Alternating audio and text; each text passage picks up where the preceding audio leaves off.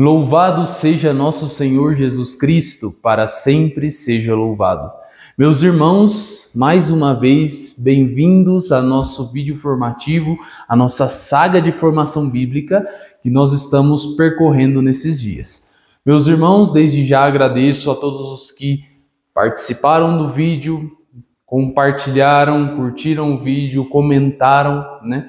Mais uma vez, gostaria de enfatizar: se inscreva no canal para não perder os vídeos formativos, ative o sininho de notificação, porque o próprio YouTube vai te avisar quando sair o vídeo, para que você não possa perdê-lo, está bem? Então aqui embaixo, se inscreva, compartilhe, ative o sininho de notificação. E principalmente comente o que você está achando da nossa formação bíblica. Seguimos então com a história da escravidão. O povo de Deus foi escravizado no Egito. Mas, padre, o faraó não era amigo de José do Egito, não era amigo do povo de Israel, não acolheu eles? Não era o mesmo faraó. O faraó morreu, foi substituído. E depois a sua sucessão não garantiu ao povo de Israel os mesmos direitos. Até porque eles não eram egípcios. E o faraó achava injusto eles terem direitos, sendo que ele era um povo estrangeiro. E então começa a escravizar o povo de Israel. E nesse processo de escravização, Moisés para ser o seu porta-voz. Moisés vai dizer a Deus que ele é gago e por isso ele não pode ser porta-voz de ninguém. Porém, Deus não aceita a desculpa de Moisés, né? E coloca Arão para ser então a sua voz, enquanto ele vai ser a figura do libertador, a figura daquele que vai trazer a mensagem de Deus. Aqui também existem muitos elementos que a gente pode trabalhar: a sarça ardente, o encontro com Deus, todos esses momentos nós podemos trabalhar de forma detalhada, porém não nesse momento. Então a gente passa para a 10ª praga do Egito. Como a gente deve imaginar, o faraó não queria libertar o povo de Israel. Ele tinha um povo escravo, para que ele ia libertar esse povo? Não tem sentido. Porém, Deus começa a enviar pragas, para que o faraó se convença de que ele precisa libertar o povo de Israel. Padre, qual é essa 10ª praga? A 10ª praga é a morte. É a morte. Novamente, fazendo uma referência ao pecado, né? O pecado nos leva à morte. Deus avisou desde o princípio. Deus não é mentiroso. Deus disse: se você comer dessa árvore, você morrerá. Adão foi e comeu. Pelo pecado, o homem então é condenado à morte. A morte é consequência do pecado. Padre, por que é uma referência clara ao pecado? Simples. Porque o que vai livrá-los deste pecado, dessa morte, desta praga, o que vai livrar o povo de Deus da morte, vai ser o cordeiro imolado na noite da Páscoa. Quem é o nosso cordeiro imolado, nosso cordeiro pascal imolado? O Cristo. Que é aquele que com sua morte e ressurreição nos livra da morte e do pecado. Cristo venceu a morte e o pecado pela sua morte e ressurreição. Muito bem. Vamos à Páscoa dos judeus então. Capítulo 12 de Êxodo, dos versículos 3 seguintes. Dizei a toda a Assembleia de Israel, no 10º dia deste mês, cada um de vós tome um cordeiro por família, um cordeiro por casa. Se a família for pequena demais para um cordeiro, então tomará em comum com o seu vizinho mais próximo, segundo o número de pessoas, calculando-se o que cada um pode comer. O animal será sem defeito, macho, de 1 ano. Podereis tomar um cordeiro como um cabrito, e guardareis até o 14º dia deste mês. Então toda a Assembleia de Israel imolará no crepúsculo. Tomarão o seu sangue e o porão sobre as 2 ombreiras e sobre a moldura da porta das casas em que comerem. Versículo 13. O sangue sobre as casas em que habitais vos servirá de sinal de proteção. Vendo o sangue passarei adiante, e não sereis atingidos pelo flagelo destruidor. Quando eu ferir o Egito, conservareis a memória daquele dia, celebrando como uma festa em honra ao Senhor. Fareis isso em geração em geração, pois é uma instituição perpétua. O sacrifício da Páscoa nada mais, nada menos do que um cordeiro. E o cordeiro é um dos sinais que vai salvar o povo de Israel da morte no Egito. Cordeiro e o sangue, dois sinais importantíssimos que nós temos que ter claro. O sangue do cordeiro untado na porta é o sinal de libertação para que o povo de Deus não morra pela morte, pelo pecado. Aqui então a Páscoa é uma clara declaração de um sinal poderoso de que Deus enviará um cordeiro puro, sem mancha, sem pecado, para morrer, para que o seu sangue seja para nós a libertação de todo o pecado, de todo o mal, de toda a morte, né? Aqui é uma declaração óbvia da Páscoa definitiva. Essa é uma Páscoa temporária, a Páscoa de Cristo é uma Páscoa definitiva. Posteriormente, logo em seguida, no versículo 15, vão ver também a questão dos pães ázimos. Comereis pão sem fermento durante 7 dias. Logo, ao primeiro dia, tireis de vossas casas o fermento, pois tudo o que comer pão fermentado, desde o primeiro dia até o 7º, será cortado de Israel. Veja bem, temos 3 grandes sinais nesse momento. Deus pede 3 coisas, praticamente. A primeira, imolar o cordeiro. Comer o cordeiro, se alimentar do cordeiro. A segunda, tomar o sangue do cordeiro e ungir as portas, como uma proteção da morte, livrando-nos da morte. E o terceiro, pães sem fermento. Se nós compreendermos minimamente a Santa Missa, nós saberemos que a Santa Missa é uma atualização do sacrifício pascal de Cristo. O cordeiro que se mola naquele altar, toda a Santa Missa, se dá a nós como alimento, e na espécie do pão, o pão sem fermento. Veja como a figura da nova Páscoa está totalmente presente já no Êxodo, já na Páscoa dos judeus. Por isso nós temos que ter claro, por isso que nós temos que ter essa mentalidade, por isso que nós temos que ter esta visão quando nós lemos a Bíblia, para que a gente possa compreender que desde o início o projeto de Deus é salvar a humanidade através do sacrifício de Cristo na cruz e dar-se a nós em alimento pela Eucaristia, desde o primeiro momento. Por isso nós temos que ver o Antigo Testamento com os olhos do Novo. Não podemos ignorar os sinais do Cristo assim como os judeus ignoraram. Quando Jesus faz o discurso do pão da vida, que depois a gente vai ver que é um elemento importantíssimo na Sagrada Escritura, os judeus não compreendem que aqui ele está falando que ele é o cordeiro, que ele vai se dar em alimento, que o sangue dele vai livrar-nos da morte, que ele é o pão da vida. Por isso é muito importante que nós tenhamos essa compreensão desde o princípio. Outro elemento que nós vamos trazer dessa mesma passagem, no versículo 46. O cordeiro será comido em uma mesma casa. Tu não levarás nada de sua carne para fora da casa, e não lhe quebrarás osso algum. Não lhe quebrará osso algum. Guardem bem esta passagem. Padre, eu não consigo ver isso que o senhor está vendo do cordeiro como sendo o Cristo. Muito bem. Guarde bem esta passagem. Não quebrará osso algum. Depois nós vamos para o Salmo 33.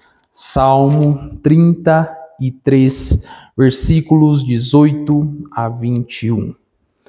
Apenas chamaram os justos, o Senhor os atendeu e os livrou de todas as angústias. O Senhor está perto dos contritos de coração e salva os que têm espírito abatido. São numerosas as tribulações do justo, mas de todas elas livra o Senhor.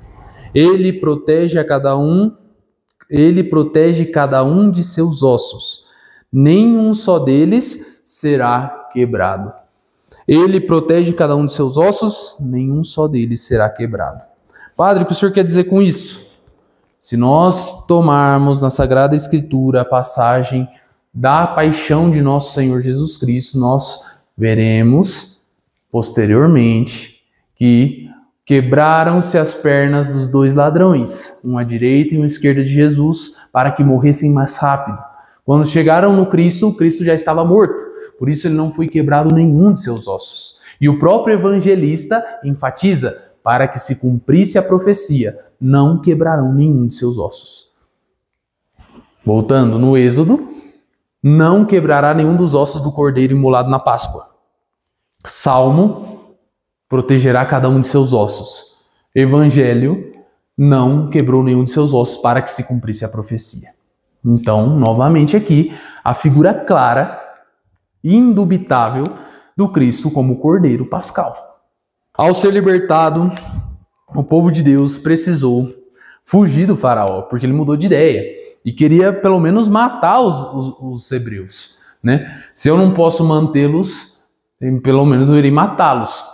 Porém, nós sabemos que o povo de Deus foi salvo através da abertura do mar. O mar se abre através do cajado de Moisés, da palavra de Deus. O mar vermelho se abre e o povo pode passar a pé enxuto. Por que eu coloquei essa passagem? Justamente porque é mais um sinal da água do batismo que nos livra da morte. A água, nesse momento, não é uma inimiga do povo de Deus, senão é uma amiga. Abrem-se as águas, o povo passa, pois as águas se fecham, eliminando todos os seus inimigos. Novamente um sinal do batismo que nos salva da morte. Posteriormente, o povo de Deus vai começar sua travessia pelo deserto. Muito bem. Uma travessia que deveria durar poucos meses, dura 40 anos. Depois, novamente, quando nós estivermos trabalhando o livro de Êxodo, detalhadamente nós vamos trabalhar os porquês. Porquê de 40, porquê de tantos anos, porquê essa demora e todos esses elementos nós vamos trazer em um segundo momento. Porém, essa travessia do deserto é também um sinal da nossa travessia na Terra. Porque nós estamos caminhando em uma direção, em direção ao céu, em direção à eternidade, em direção ao paraíso que foi perdido. Nós estamos numa travessia. Por isso, o deserto também é um sinal da nossa travessia. No deserto, Deus envia o maná como alimento, o pão enviado do céu. Não vou pegar a passagem porque estamos passando bastante o tempo, mas depois, em um segundo momento, pegaremos a passagem e você pode ver que desde lá de trás o pão vem sendo frequentemente uma presença de Deus. Uma presença de Deus. Deus então pede que os judeus comam o pão sem fermento no dia da Páscoa. Depois, o pão descido do céu, que é alimento para o povo e o salva da morte pela fome. O pão, sempre guarde essa palavra, o pão, porque é uma referência também lá na frente à Eucaristia. É um sinal do Cristo Eucarístico. Padre, o senhor está exagerando? Não. Depois a gente vai ver o porquê que tudo isso é um sinal. No discurso do pão da vida, o próprio Cristo vai dizer que ele é o pão descido do céu. Os pais comeram o maná no deserto e morreram, mas aquele que comer da minha carne viverá para sempre. É um sinal da Eucaristia. No deserto acontece a terceira aliança, novamente, só para que a gente possa elucidar esse terceiro. Deus faz aliança com o povo no deserto através de Moisés, pelos 10 mandamentos. Pelos 10 mandamentos. Você pode, depois, pegar a passagem de Êxodo, capítulo 20, para ver essa passagem dos 10 mandamentos. Vamos adiantar um pouquinho, acelerar, para que a gente possa terminar essa primeira parte. Segundo momento, nós temos Deus pedindo que Moisés construa a Arca da Aliança. E aqui na Arca da Aliança, nós iremos recorrer à Bíblia, porque é uma passagem extremamente importante para o nosso raciocínio. Êxodo 25, 10, 16, depois 23 ao 30. 10:16. Farão uma arca de madeira de acácia. Guarde bem os materiais que são feitos a arca, depois eu explico por quê. Farão uma arca de madeira de acácia. Seu comprimento será de 2 covados e meio, sua largura de 1 covado e meio, e sua altura de 1 covado e meio. Tu a recobrirás de ouro puro. Então aqui temos 2 elementos, a madeira de acácia e o ouro puro. Por dentro, e farás por fora, em volta dela, uma bordadura de ouro. Fundirás para a arca 4 argolas de ouro, que porás nos seus 4 pés, 2 de um lado e 2 de outro. Farás 2 varais de madeira de acácia, revestidos de ouro, que passarás as argolas fixadas dos lados da arca, para se poder transportá-la. Uma vez passados os varais das argolas delas, não serão mais removidos. Porás na arca testemunho que eu te der. Esse testemunho são os 10 mandamentos. Muito bem, a arca da aliança, para aqueles que não sabem, é a presença do próprio Deus. Significa a presença do próprio Deus no Antigo Testamento. Então ela era colocada na tenda, quando eles estavam no deserto. Depois de construir o templo, ela era colocada no Santo dos Santos. O lugar mais santo que existia era colocada a Arca da Aliança, porque ali estava a presença de Deus, certo? Depois a gente vai para o versículo 23, a mesa dos pães. Padre, por que a gente vai falar da mesa dos pães? Vamos compreender. Farás uma mesa de madeira de acácia. Recorda dos materiais da arca? Cujo comprimento será de 2 covados, a largura de 1 covado e a altura de 1 covado e meio. Tu a recobrirás de ouro puro e farás em torno dela uma bordadura de ouro. Padre, parece que ele está falando da arca. Exatamente. A mesa dos pães é feita do mesmo material da arca. Padre, o que isso significa? Dignidade. É importante a gente notar que Deus, logo depois de pedir a criação da arca, ele pede a criação de uma mesa para os pães. E ele faz o pedido da mesa dos pães do mesmo material da arca, simbolizando que possui a mesma dignidade. A mesma dignidade da arca. Madeira de acácia e o ouro.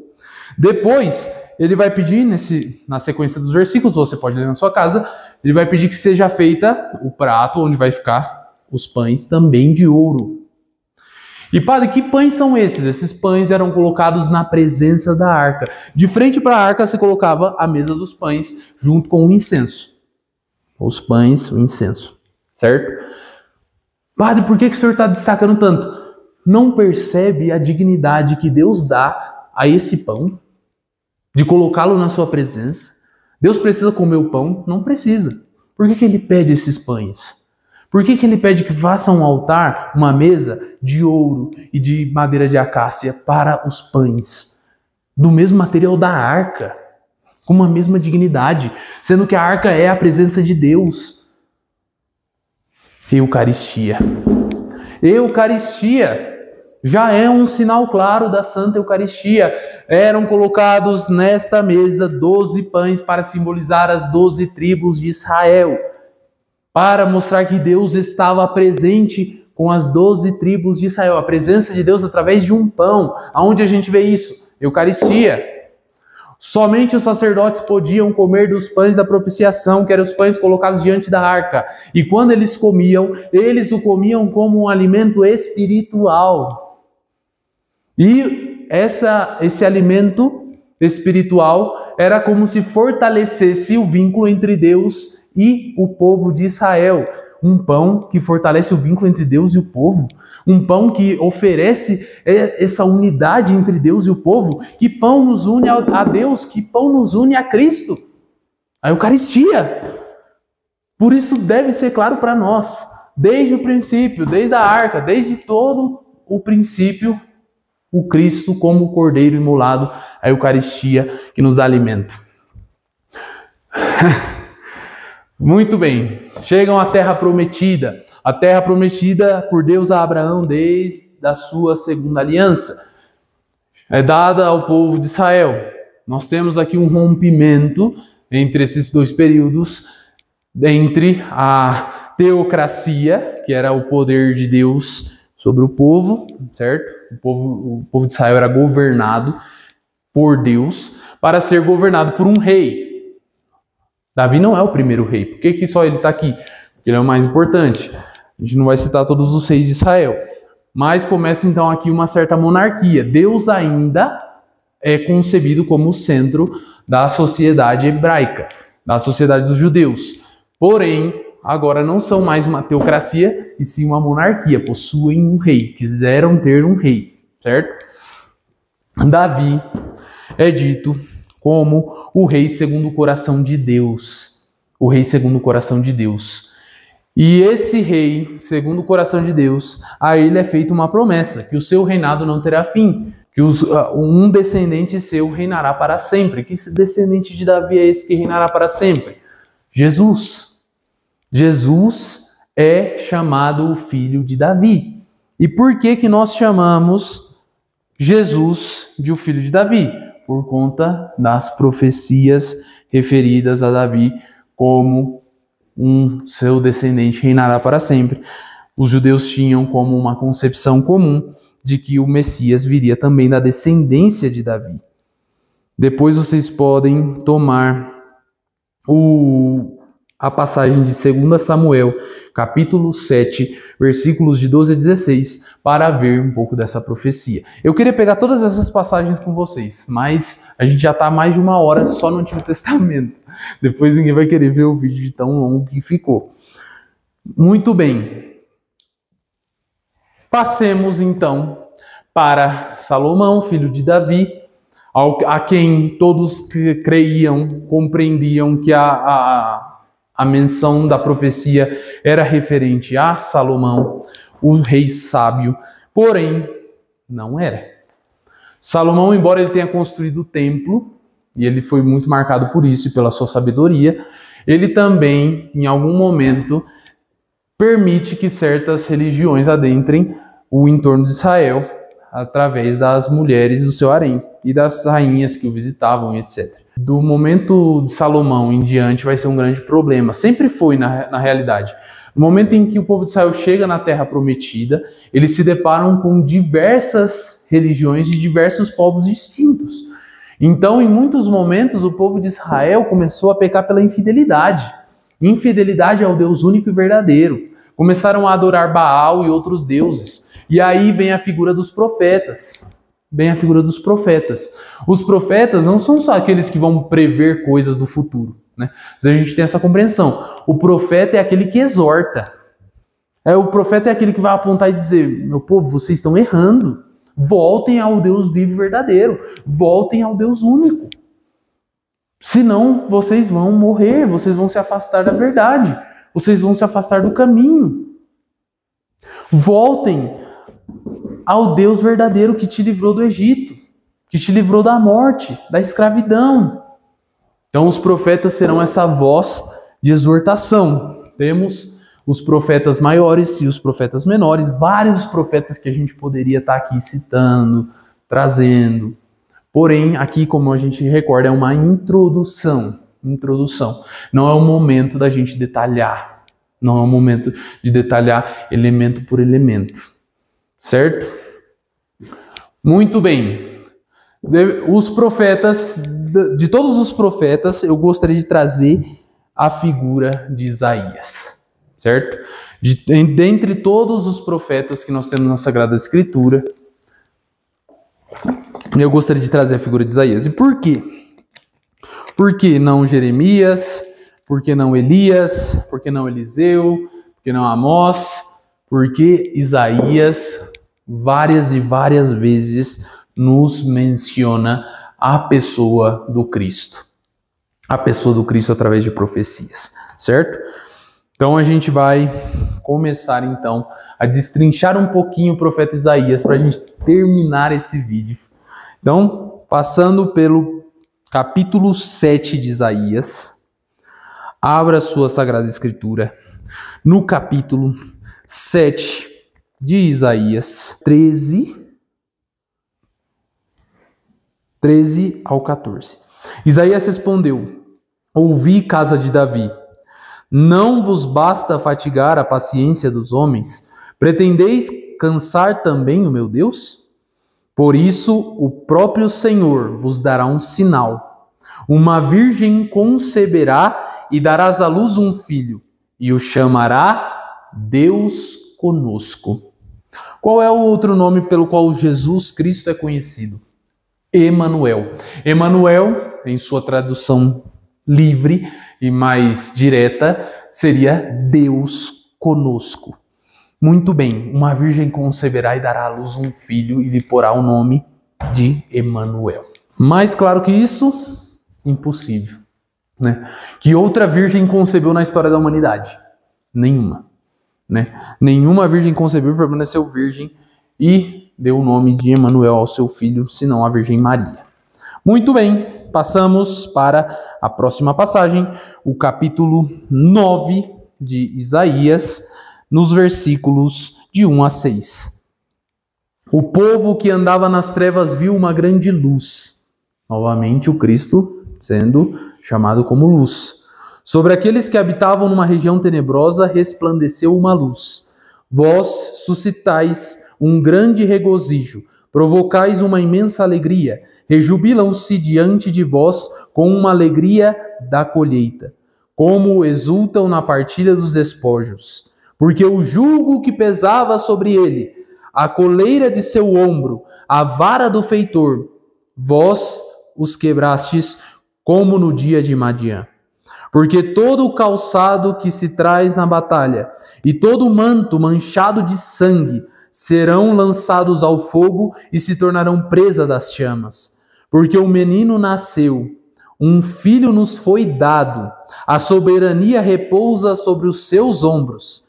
Ele se chama Conselheiro Admirável, Deus Forte, Pai Eterno, Príncipe da Paz. Seu império será grande e a paz sem fim. Seu trono de Davi, sobre o trono de Davi, e em seu reino ele firmará e o manterá pelo direito e pela justiça, desde agora e para sempre. Eis que fará o zelo do Senhor dos Exércitos. Claramente, a pessoa do Cristo, libertando do jugo da escravidão e da morte, do pecado.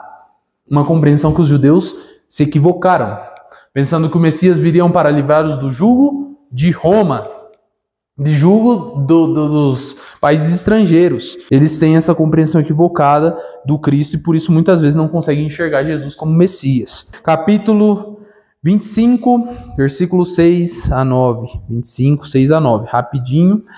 O Senhor dos Exércitos preparou para todos os povos neste monte um banquete de carnes gordas, um festim de vinhos velhos, de carnes gordas e medulosas, de vinhos velhos purificados.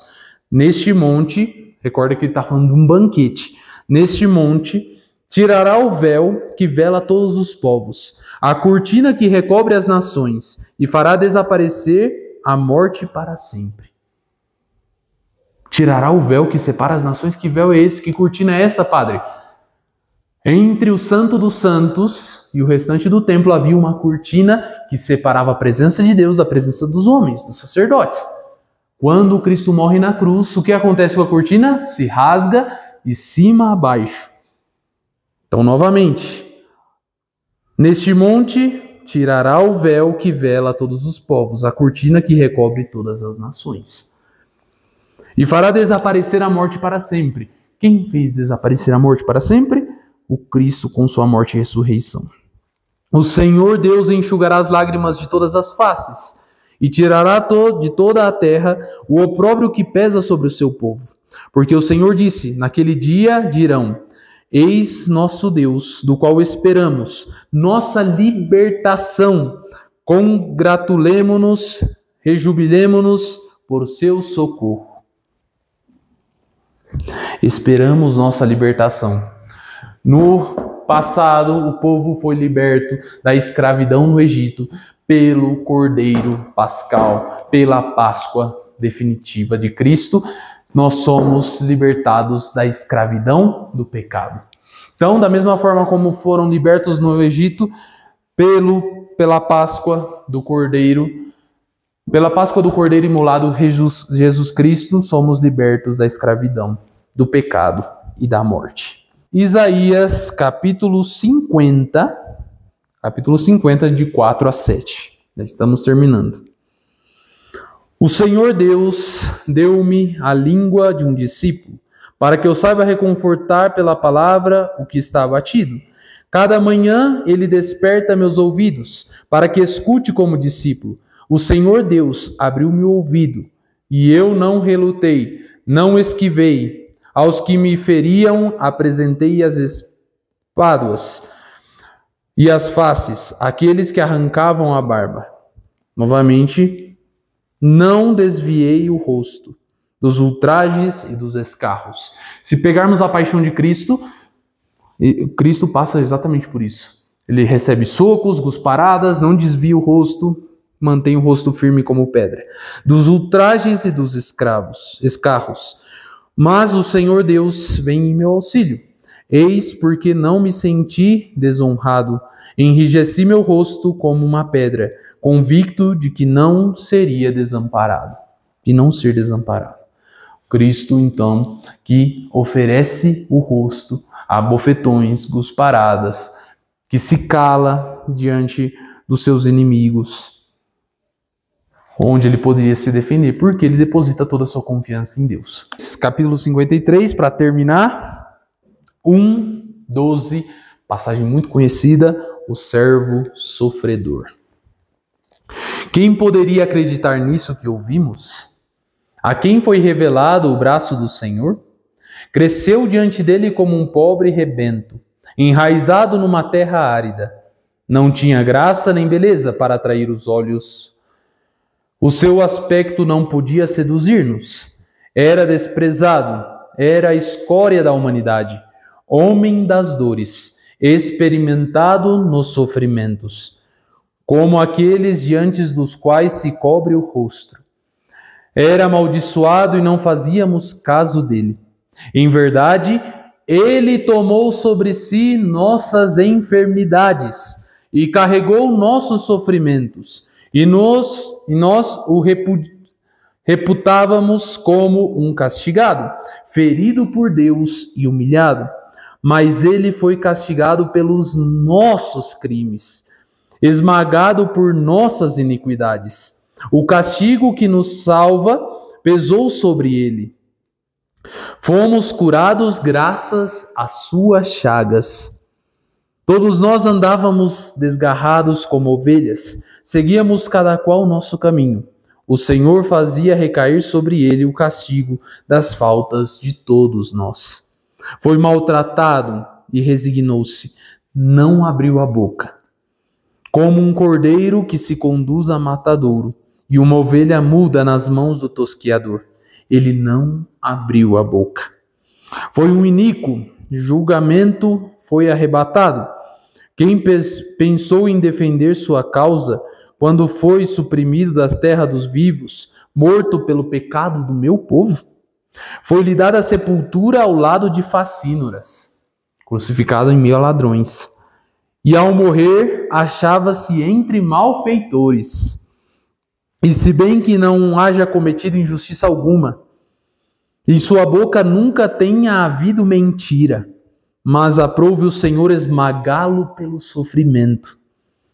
Se ele oferecer sua vida em sacrifício expiatório, recorda do bode expiatório que morria pelos pecados do dono, será uma posteridade duradoura, prolongará seus dias e a vontade do Senhor por ele realizada, após suportar em sua pessoa os tormentos, ele alegrará de conhecê-lo até em Lebo.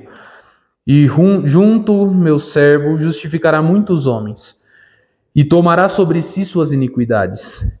Eis que lhe darei parte como grandes, e lhe dividirá a presa como os poderosos, porque ele próprio deu sua vida, deixou-se colocar entre os criminosos.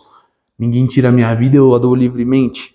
e tomando sobre si os pecados de muitos homens, intercedendo pelos pecados. Perdoai, Pai, eles não sabem o que fazem.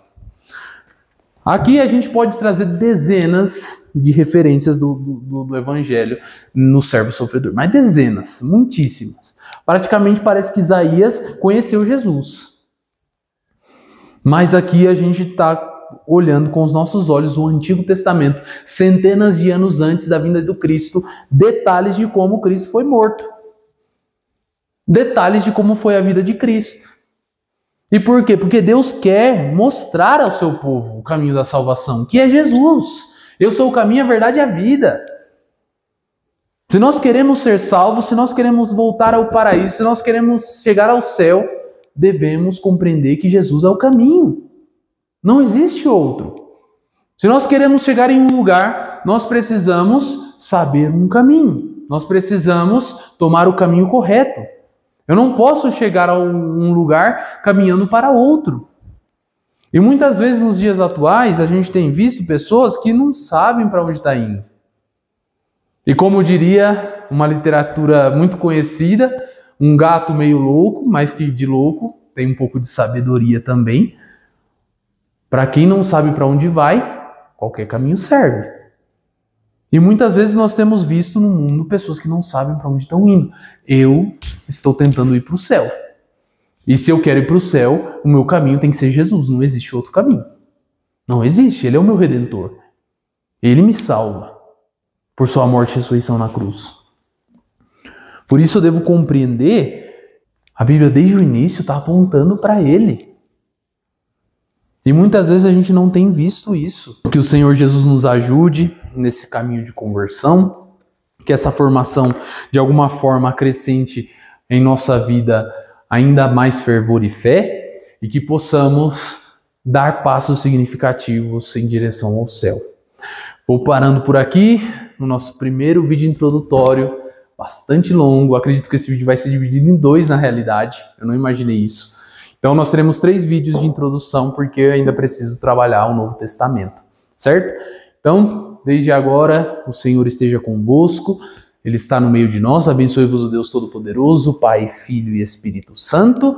Amém. Se possível, deixa aqui nos comentários se você tem dúvidas, se você gostou, se você acha que tem que melhorar, se você quer dar sugestões, certo? Coloque aí nos comentários o que você achou da formação, para que nos próximos vídeos a gente possa melhorar e adaptar para trazer um conteúdo ainda melhor para vocês.